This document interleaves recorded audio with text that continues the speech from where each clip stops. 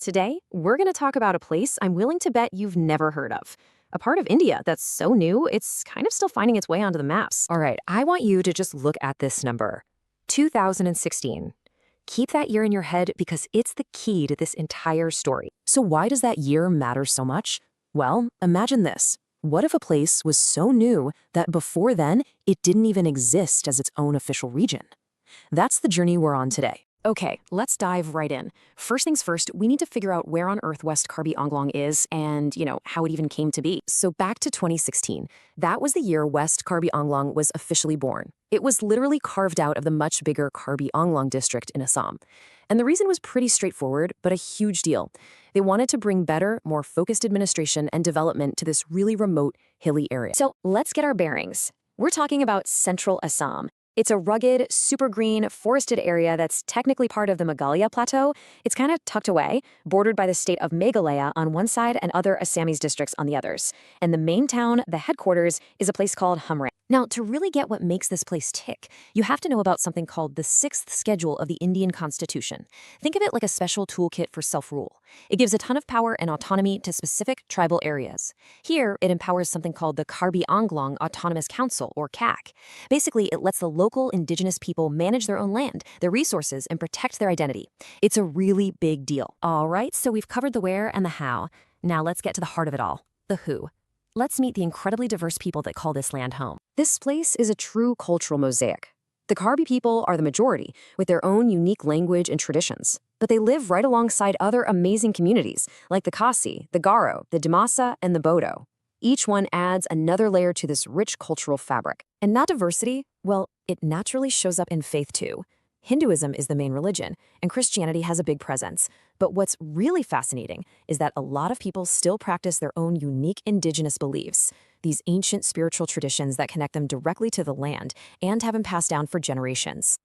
Wherever you have a mix of cultures, you're gonna get a beautiful mix of languages. And that's exactly what you find here. You'll hear Karbi spoken everywhere, but also Assamese, Hindi, English for official stuff, plus a whole bunch of other local dialects. It's just living proof of all the different threads woven together to make this community. So what's it actually like to live here day to day? Let's take a closer look at what life in the hills is all about and what keeps the local economy moving. In a place this lush, it's no shock that the economy is tied directly to nature. Agriculture is number one, and for many, this means using a method called jum, or shifting cultivation. It's this ancient farming technique where they work with the hills, clearing a plot for a few years and then letting it go back to forest to regenerate. It's a system built on rhythm and respect for the land. From those plots, you get staples like rice and maize. But life is more than just farming.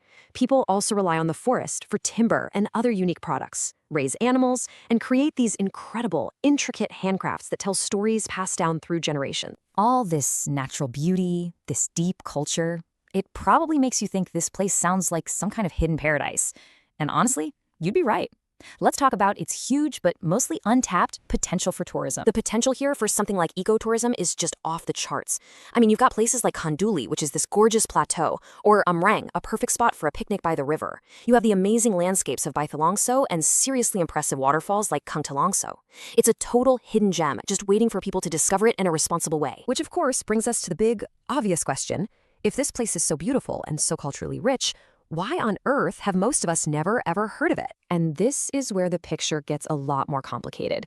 The answer to that question lies in the huge challenges the district has to overcome. So let's look at the path forward, which is a really delicate balancing act. And this really is the core of the story. On one hand, you have these massive hurdles. The roads and communication networks are poor, which makes everything harder. Getting good healthcare and education is a real challenge. And the hilly terrain itself just makes building anything a slow process. But and this is the hopeful part. On the other hand, since it was created in 2016, there's been real, visible progress. We're talking better roads, new bridges, more schools, more health centers, and better access to basics like electricity and water. This quote really nails the whole idea. The goal isn't just to build stuff for the sake of it, it's about integrated development, meaning making progress while actively protecting the unique tribal identity and the right to self-govern that is so important to the people. And that leaves us with this one big, fascinating question to think about. For a place like West Karbi Anglong, which is standing right at this crossroads between the old and the new, how do you do it? How do you embrace the future with all of its modern promises without accidentally erasing the very culture and identity that makes you special in the first place.